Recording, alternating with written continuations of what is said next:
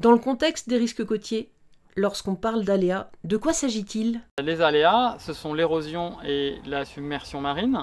Commençons par l'érosion. L'érosion, c'est le recul du trait de côte, ça veut dire c'est la perte de terres émergées qui deviennent submergées. Le trait de côte se déplace, il évolue constamment à différentes échelles de temps.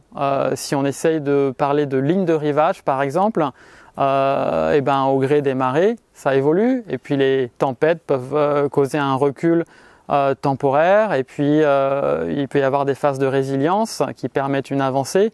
Bon, on constate sur une partie de nos littoraux, une partie significative de nos littoraux, une tendance de recul.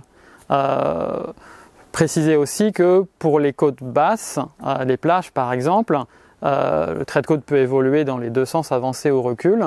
Pour les falaises, l'évolution ne peut se faire que dans le sens du recul.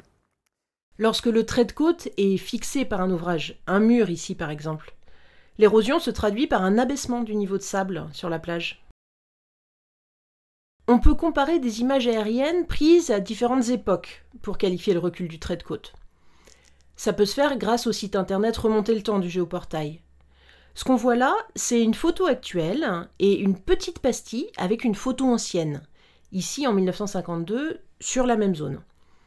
On voit que depuis 1952, la côte a reculé de 10 mètres environ sur ce secteur. Et on peut tracer le trait de côte sur toute la plage à partir de photos prises à différentes dates et à partir de là, calculer le recul du trait de côte. On peut faire ça sur toute la côte, sur les plages et sur les falaises. Et la submersion?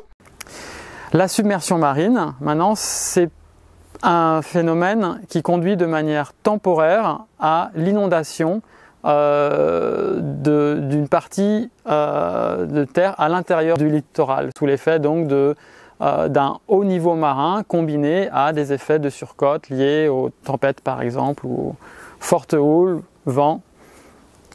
Prenons un exemple pour la submersion. Cette carte présente les zones littorales potentiellement submersibles en cas d'événement majeur. Plus la couleur est foncée, et plus la zone est susceptible d'être submergée avec un niveau d'eau élevé. Les zones les plus foncées sont celles où une submersion pourrait se produire à l'avenir. Et comme on ne connaît pas la résistance des ouvrages de protection, la carte fait abstraction de ces ouvrages.